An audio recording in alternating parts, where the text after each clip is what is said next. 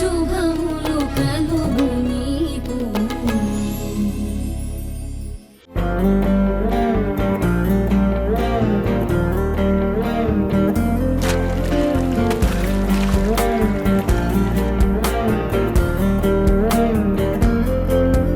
నా గతము నేనే వదులుకున్నా అది నన్ను వదలదే, నీ గురుతులన్నీ చెరపమన్నా హృదయము చెరపదే. ఏ నిన్న తప్పో నేటికెదురై నన్ను నిలదీసనే, నీ మరువలే నీ జ్ఞాపకాలే నన్ను వెలివేసనే. తొలి ప్రేమ నీ గుండెలో గాయమా. ఏం ఆలోచిస్తున్నావు వారాహి? ఏం లేదు. ఇంత స్వీట్ మెమరీ మన ఇద్దరికి మిగిల్చిన ఈ ప్లేస్ని నేను కొనేద్దామని డిసైడ్ అయిపోయాను వారాహి.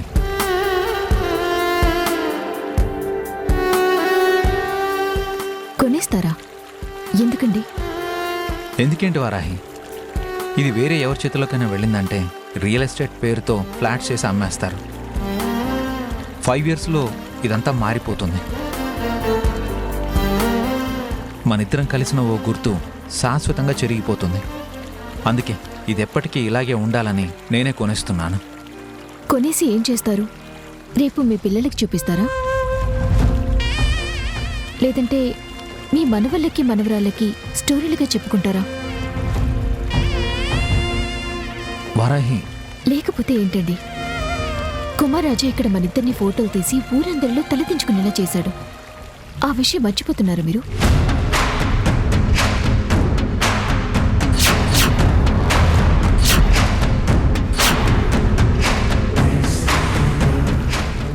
ఒక విషయానికి ఎప్పుడు బొమ్మ బొరుసు రెండూ ఉంటాయి వారాహి.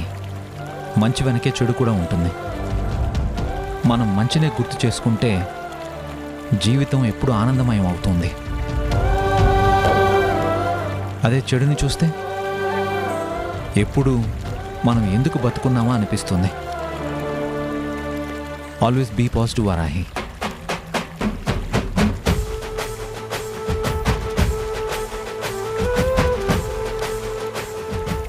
మన ఇద్దరికి ఈ పాటికి మ్యారేజ్ అయ్యి ఉంటే నువ్వు అన్నట్టు మన పిల్లల్ని, మనవల్ని, మనవరాల్ని ఇక్కడికి తీసుకొచ్చి కూర్చోబెట్టి మన లవ్ స్టోరీ చెప్పేవాడిని.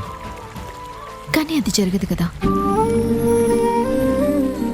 జరగదని తెలిసి ఎందుకో అనవసరమైన ఫీలింగ్స్ని గుర్తు తెచ్చుకుంటారు. పదని వెళ్దాం.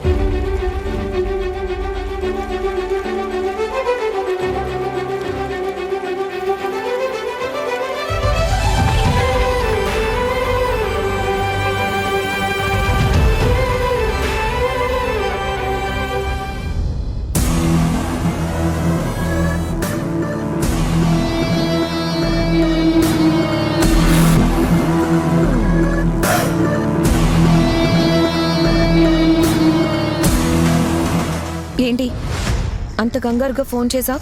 ఏం జరిగింది? నేనేదో నా వాడిని సెట్ చేసుకోవడానికి కింద మీద పడుతుంటే అతను పట్టణ నా కంట్రోల్లోకి రావట్లేదు. ఆ టెన్షన్లో నేనుంటే మధ్యలో నీ ఫోన్ ఏంటి? ఏంటి విషయం?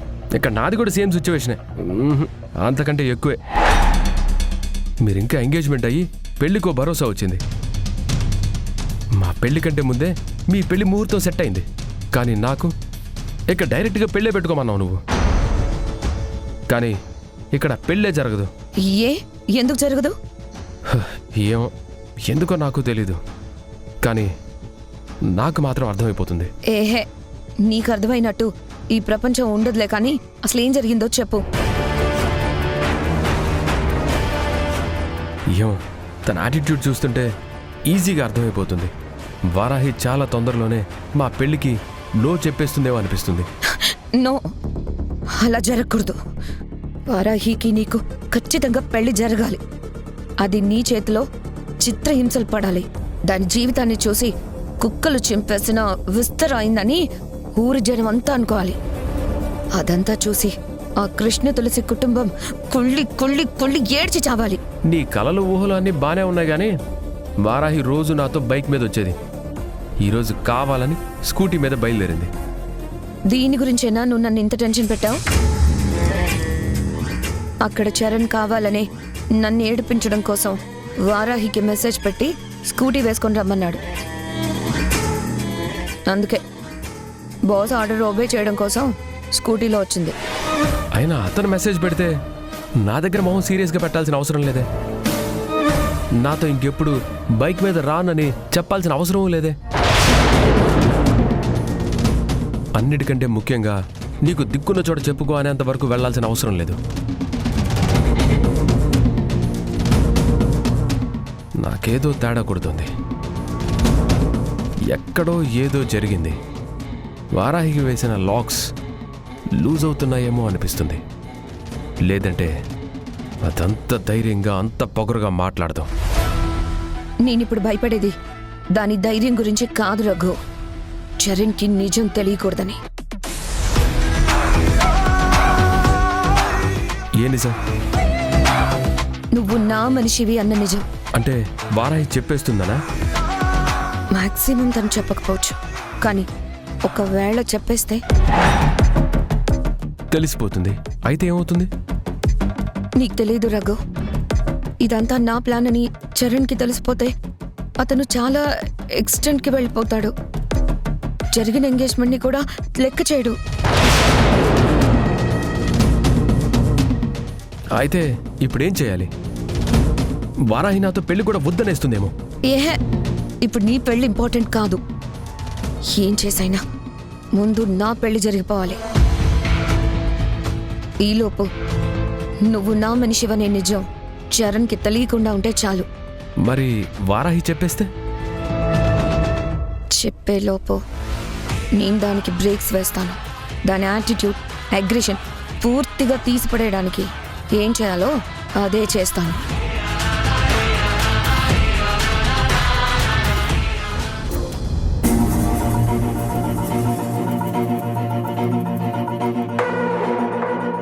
అమ్మమ్మ, నువ్వు ఏమనుకున్నావో నాకు తెలియదు కానీ పర్మనెంట్ గా ఇక్కడే సెటిల్ అయిపోవడానికి వచ్చినట్టుంది నీ చీరలు చూస్తుంటే. హే, నేను చెప్పాను కదే నేను నీతోనే ఉంటానని. ఆ వంకతోనే వచ్చి చాలా చేశారిక్కడ. ఆ, ఇది ఇంకా బాగుంది. నేనేం చేశానమ్మా? పేలడానికి సిద్ధంగా ఉన్న బాంబుకి ఒత్తి వెలిగించడం తప్ప. ఏంటి? ఆ, ఏం లేదులే. నేనేం చేసినా ఏం చెప్పినా నేనేమైనా సొంత మనిషినా? బయటదాన్ని కాబట్టి ఏదో ఒకరోజు ఇంటికి పంపించేస్తారు. అమ్మమ్మ, నువ్వు ఓవర్ యాక్షన్ చేయకు. నువ్వు వెళ్తుంది నీ కూతురింటికి. ఆ, అలా అని ఈ వయసులో అన్ని చీరలు సర్దేసి ఇలా బలవంతంగా పంపించేయాలా? మిమ్మల్ని పంపించకపోతే ఏదో ఒకరోజు నా మనసుని కూడా పొల్యూట్ చేయగలరు. అమ్మమ్మ, విక్కీ నిన్ను కారులో డ్రాప్ చేసేస్తాడు. ఏమక్కర్లేదు, క్యాబ్ బుక్ చేసి పంపించు. అలాగే అత్తయ్య గారు. అమ్మమ్మ, బయలుదేరింకా. సరే మనవడా, నేను వెళ్ళొస్తాను. ఏమే, నేను బయలుదేరుతాను. నువ్వు నెల తప్పాక మళ్ళీ వస్తాలే.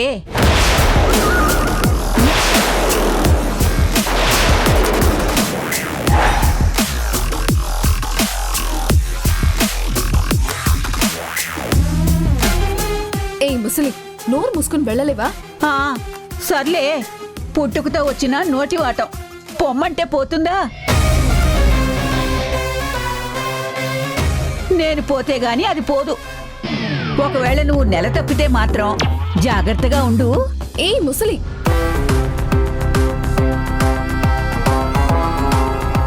పదవే ముసలి, నువ్వు ముందు పదా. పదా రా.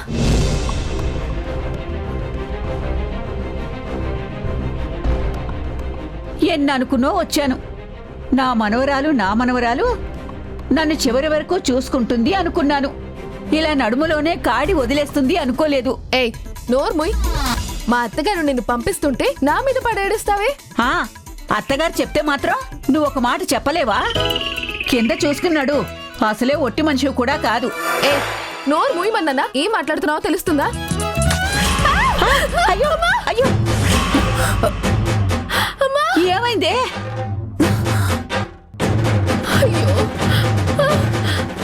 అయ్యో నా మనవరాల, నేనేమన్నానే? బరువెత్తుకుని వస్తున్నావు, ఒట్టి మనిషివి కాదు అన్నాను. అమ్మా దానికే ఇలా కోపంతో నా మీదికి రావాలా? నీ ప్రాణం మీదికి తెచ్చుకోవాలా? అయ్యయ్యో, ఒరే మనవడా, అలా చూస్తూ నిలబడతావేరా? రా, వచ్చి సాయం పట్టు. అయ్యో, కట్టుకున్న పెళ్ళాం కాలు విరిగి బాధపడుతుంటే కన్న తల్లి అనుమతి కోసం చూస్తున్నావా? రారా. అయ్యో అమ్మా, లేమ్మా, మెల్లగా లేవే. లే తల్లి.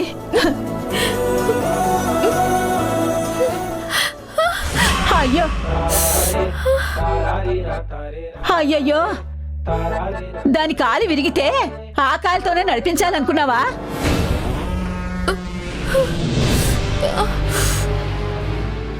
భర్త అంటే భరించేవాడురా మనవడా. నీ భార్య బరువు భరించాల్సింది నువ్వే. నీ కాళ్ళని తన కాళ్ళుగా చేసుకుని నడిపించు. అది కొంచెం అర్థమయ్యేలా చెప్పొచ్చు కదా.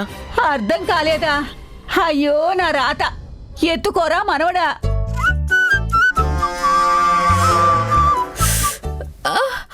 ముందు దాన్ని పైకెత్తి తీసుకెళ్లి మంచం మీద పడుకోపెట్టు.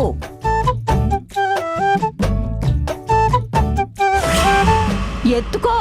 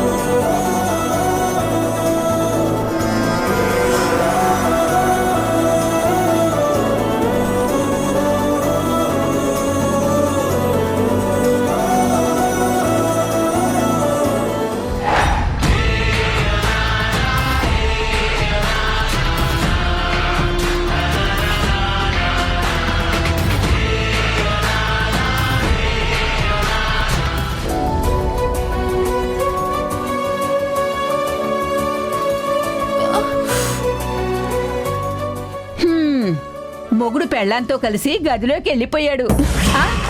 అదే మోసుకొని తీసుకెళ్ళి పడుకోబెడతాడు అంటున్నా. అయ్యో, నేను మా ఇంటికి వెళ్ళిపోదామని తయారైపోతే నా మనవరాలికి ఇలా అయ్యిందే. దాని కాలు విరిగిపోయిందే.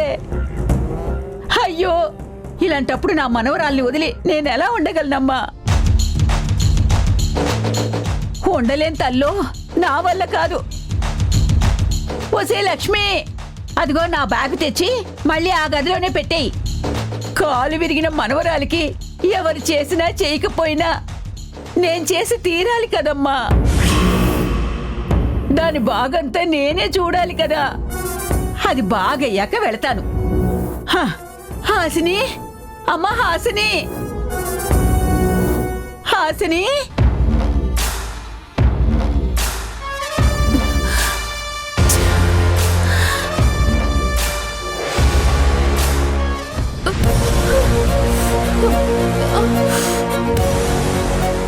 అమ్మా, హాసిని, వసే హాసిని, ఎలా ఉందే? ఇదంతా నీ వల్లే. నేనేం చేశానే?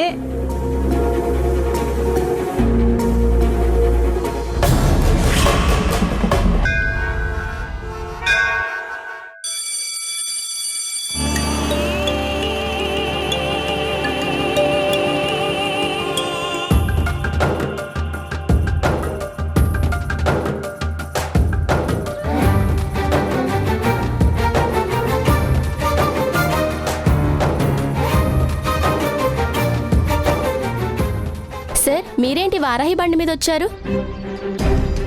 అదేంటంటే నా కార్ ట్రబుల్ ఇచ్చింది, అందుకే వారాహి లిఫ్ట్ ఇచ్చింది. మీకు నిన్ననే ఎంగేజ్మెంట్ అయినట్టుంది కదా? ఆ, అవును. మరి ఎంగేజ్మెంట్ అయిన వెంటనే ఇలా వేరే అమ్మాయి బండి మీద? Anyways congratulations sir. దేనికి? ఇప్పుడు నేను వారాహి బండి మీద వచ్చినందుక? అది కాదు సార్, ఎంగేజ్మెంట్ అయినందుకు. Okay, congratulation sir. Thank you. ఈ విషయంలో మీరు వారాహికే థ్యాంక్స్ చెప్పాలి. రేఖతో సంబంధాన్ని సెట్ చేసిందే వారాహి.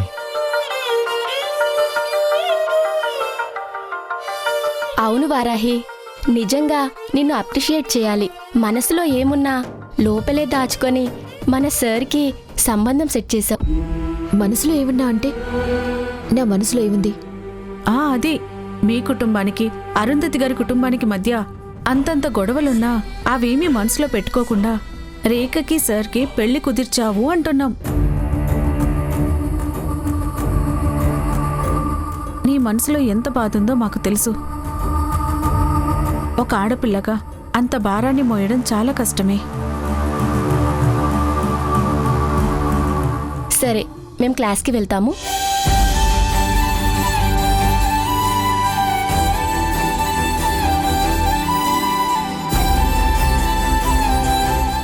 చూసావా వారాహి, ఏ ప్రేమ కథలోనైనా మగాడి ప్రేమ కంటే కూడా ఆడదాని ప్రేమకే ఎక్కువ గుర్తింపు, విలువ ఉంటుంది. ఇప్పుడు కూడా నీ త్యాగానికి ఎక్కువ సింపతి చూపిస్తున్నారు, నీ మంచితనాన్ని గుర్తిస్తున్నారు. నా ప్రేమ మాత్రం వెనకబడిపోయింది. 10 మంది గుర్తింపు కోసం ప్రేమించారా మీరు? ఒకళ్ళు మనల్ని గుర్తించక్కర్లేదు వారాహి, మన త్యాగాన్ని గుర్తు చేసుకుని కనీసం మనం కూడా బాధపడలేని పరిస్థితుల్లో ఉన్నాం. How pity is this. నేను చేసింది త్యాగమని నేను అనుకోవట్లేదు, బాధ్యత అనుకుంటున్నాను. బాధ్యత? అవును, నీ బాధ్యతే. నీకున్న బాధ్యత నాకు లేదు వారాహి. నీకులా నాకు అమ్మ చెల్లెళ్ళు అంటూ ఎవరూ లేరు. నేనొక్కడినే, ఒంటరిని. నాకున్నది ఒక్కరే, మా డాడ్. నా ప్రేమనంతా ఇప్పటి వరకు ఆయనకే పంచాను. కానీ నా జీవితంలోకి నువ్వు వచ్చాక అందులో సగం ప్రేమని నీకు పంచాను. అయినా నువ్వు అలా కాదు కదా. నీకు చిన్నతనం నుంచి అమ్మ, 3 చెల్లెళ్ళు, అమ్మమ్మ, ఇలా అందరూ ఉన్నారు. నీ ప్రేమ అంతటని వాళ్ళందరికీ సమానంగా పంచేశావు. నేనొచ్చాక అందులో కొంత నాకు పంచావు. అది కొంచెమే కాబట్టి నీకంత బాధగా లేదు. కానీ నా ప్రేమ 1/2 ఇద్దరికే. ఇప్పుడు అందులోంచి నీకు పంచిన సగం తీసుకొని నువ్వు వెళ్ళిపోయావు. ఆ సగం శూన్యమైపోయింది. అందుకే నాది త్యాగం అయిపోయిందని నేను అనుకుంటున్నాను. నీ సంతోషం కోసమే నా ప్రేమను త్యాగం చేశాను వారాహి.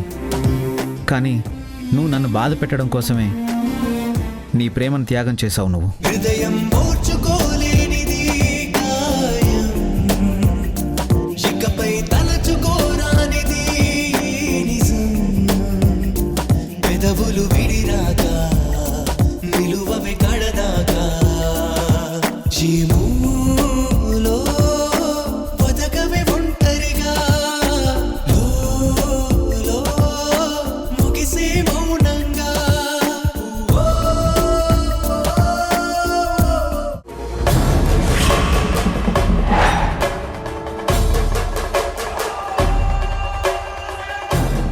విక్కీతో హాసిని కలవకూడదని నేనెంత కోరుకుంటున్నానో ఈవిడ వాళ్ళని అంత దగ్గర చేసేస్తోంది. ఇక్కడి నుంచి పంపించేద్దామనుకుంటే వెళ్లకుండా మనవరాలి వంక పెట్టి ఉండిపోయింది. ఇప్పుడు ఈవిడ్ని పంపించాలంటే ఇంకో పెద్ద రీజనే కావాలి. ఆ రీజన్ ఎలా ఉంటుందో ఏంటో.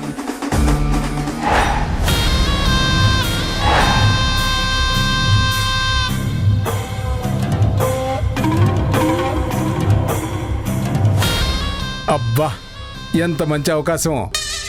మన ఫోన్లో బొమ్మ చూస్తే అరుంధతి ఫుల్ ఖుషి అయిపోతుంది. అరుంధతి ఆనందాల కూడిక కుమార్ శేఖర్ల కలయికి పునాదవుతుంది. అమ్మ అరుంధతి, అమ్మ అరుంధతి, అరుంధతి, అరుంధతి, అరుంధతి, అమ్మ అరుంధతి, అమ్మ అరుంధతి. ఏ కళ్ళ ముందు కనిపిస్తున్నాను కదా, ఎందుకు అరుస్తున్నావు? ఇది అరుపు కాదు అరుంధతి, ఆనందం, పట్టలేని ఆనందం. ఏం సాధించావని అంత ఆనందం? నువ్వు ఈ మాట అంటావని నాకు తెలుసమ్మా. కానీ నా దగ్గరున్న సినిమా చూస్తే అప్పుడు నాకంటే ఎక్కువగా ఆనందంతో నువ్వే అరుస్తావు. ఏంటా సినిమా? ఇదిగో చూడు.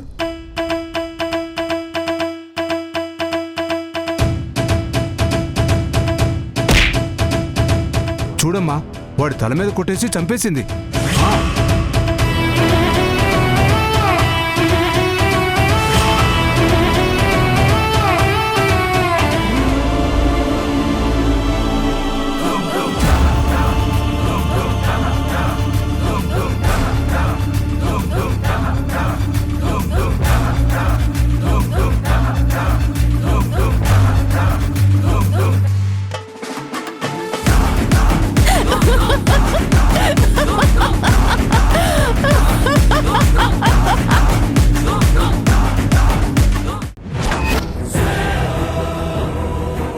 అరుంధతి,